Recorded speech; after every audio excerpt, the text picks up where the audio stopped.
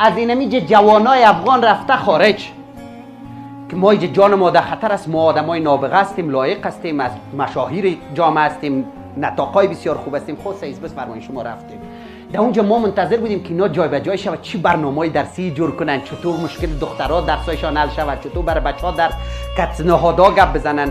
اولین برنامه را که جور کرد رفت در کل امریکا پالید یک کاکای افغان که چرس میکشه.